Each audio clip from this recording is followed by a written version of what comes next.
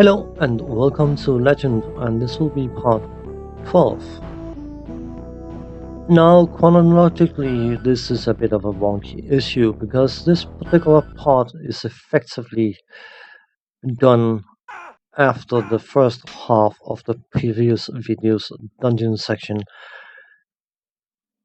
but before the second half of the previous video's dungeon section. I explained it in that particular video what I was doing and why I was doing it.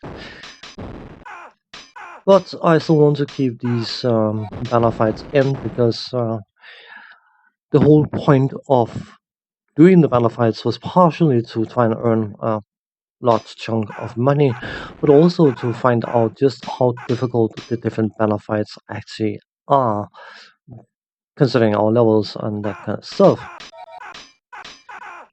And even though there is a distinct order of the difficulty of the different banners,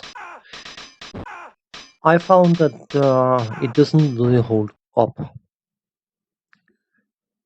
The Falcon Eagle banner thing is supposed to be the easiest, and the Skull banner, which I'm very sure I haven't seen in the game yet, is supposed to be the most difficult.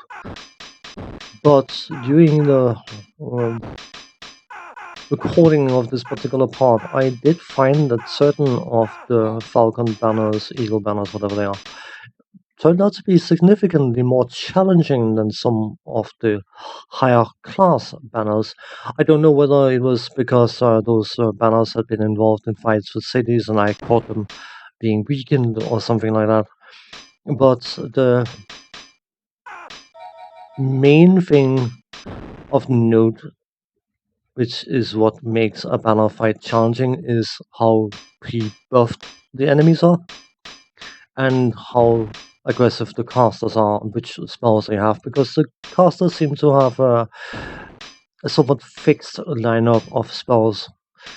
Most of them will have some dispelling spells and some damaging spells, but some of them don't have dispelling spells, but they have teleport spells for their minions and things like that. And the combination of those spells is effectively what defines the challenge of a battle encounter, because once you start getting access to all the runes, which we haven't got at this point yet, and the materials you need to create the spells become a foregone conclusion, which is neither a point we have reached yet in this part, your Rune Master is going to obliterate screens. And if the monster group you are fighting is not protected by anti-mage, you can do 3 casts and clear screen. And whether the monsters are protected with anti-mage or not is going to determine how challenging the encounters are going to be. Because it doesn't matter how many hit points they have, they can have 8,000 hit points each. If your spells are hitting for 3,000 per hit and you cast them 3 times, well, you've just killed your 8,000 HP enemy. So, I suppose the definition of banner challenges is what kind of monsters they have with them. But I mean, again, kobolds that are protected by anti-mage is going to be more of a challenge for the Rune Master than demons that are not protected by anti-mage, because they can just get outright obliterated. And that is part of the funkiness of the magic system, which is a double-edged sword, because first and foremost, of course, the enemies have access to the same runes that you have, meaning that whatever you can fire off, they can also fire at you. But basically, the magic system becomes a question of feast or famine. Either you obliterate everything or you do no damage. And of course, having the option to dispel enemies and that kind of stuff is a cool little thing to have. But because of the dynamic of the fights and the pathing being disgustingly abysmal, I think that's the only way you can phrase it politely. That means that dispelling monsters means that you're dispelling your own characters, and then suddenly you obliterate your characters. And Something I decided while recording these particular banner fights is something that I'm likely going to be moving forward with that mindset, and that is to, if my other characters get dispelled, tough cookies. The Rune Master is going to be the driving factor in clearing out enemies, and as long as he's protected, I can happily obliterate the entire screen, even if it means I kill my own party members. I have no qualms, quarrels, or issues, or anything concerning that, because the micromanagement required in order to keep your characters safe is just going to be incredibly convoluted.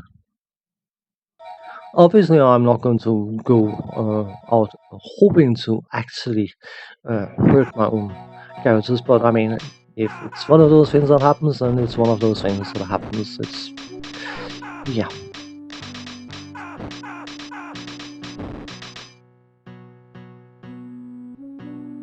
As you can like to see, by the way, from the spell list, I've been creating some quite funky spells. Spell number 5 is quite damaging because you can add damage components to a spell by just adding more damage runes and brimstones to a missile spell. For instance, you could do a missile damage that will do more damage than a missile damage spell. But a surround component of a spell increases the output of that spell. So a surround heal will heal for more than a missile heal, and surround damage will do more damage than a missile damage. So once you start combining surround with missile damage and adding further surrounds to them, you start upping the spell damage quite significantly, and that particular spell I was just showcasing before,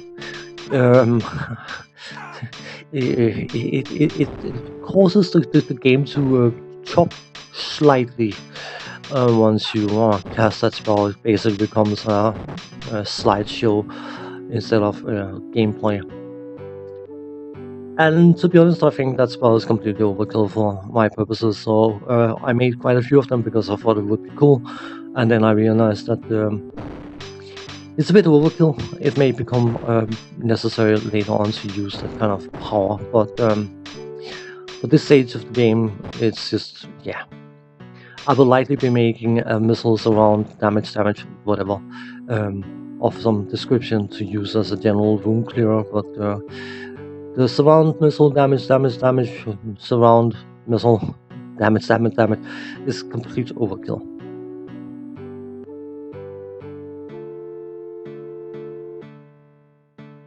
One thing I noticed while fighting in these particular banner fights is the fact that the loot they drop seems to be very, very samey. Even though you have the different power levels of the banners, as I was mentioning earlier, and that is directly defining what kind of loot you can get from them. The scaling of improved loot seems to be quite tight. So you can fight 3 different ranks of banners and get the same loot from killing the boss of that banner. And then you go to a higher banner, and then you get the improved loot, and then you find that you have about another 2 or 3 different difficulty banner types dropping the same type of loot. But of course, the enemies you are fighting in each banner are also randomized because, I mean, that's just part of the nature of this game. So if you start finding a lot of dragons, you'll get a lot of dragon teeth. That is the only thing they can drop, but they will drop them. And of course, dragon teeth are a spell component that is mainly used for dispel, and such a valuable component to find. I'm sure there's going to be other monsters that predominantly will drop demon claws and demon ears and whatever else they're called, the individual spell components. But for the purpose of this particular video, it is just a question of going around, killing monsters, getting experience, getting money. And the money obtaining attempt is dictated by the fact that The Dark Tower that we are currently in, not as of this video, of course, because we're running around bashing monsters, but the Dark Tower has 5 levels, and there's no easy way out of the tower. We were told by the ancient to go and kill his cousin. Well, we were actually not told to kill him, we were just told to return the ancient's staff from the cousin, but the cousin's probably not going to be really happy about us trying to return it to him, so he's probably going to want to beat us to a pulp, and we likely have to do that to him. So even though we were not asked to go and kill him, we were basically indirectly asked to. But the ancient staff has a minor issue. I'm not going to spoil the exact details about it, but it is potentially the best staff in the game. And while I'm definitely trying to always be an honest person and always adhere to the rules supplied, I will definitely be making an exception in that regard. The issue, of course, is the fact that Mr. Ancient was very much like his staff, so if you run around with his staff and go and visit him, he is going to take that staff away from you and give you a few coins in compensation. So the question becomes, is it actually worth getting in that minute amount of money compared to holding on to that staff?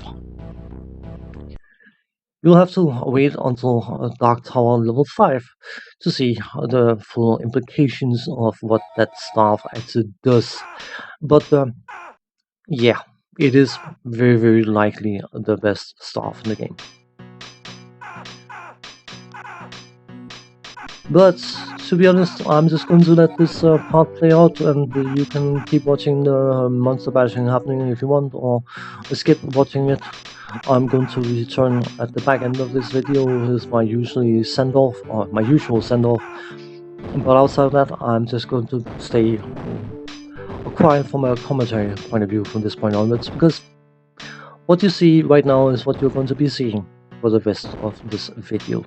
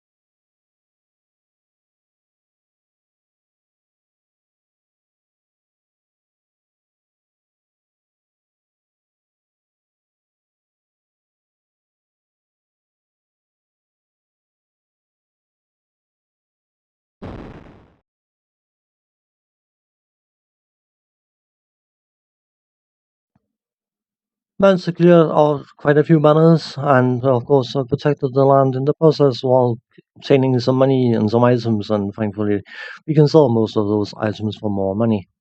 But as for now, thanks for watching. Take care. See you next time. Bye bye.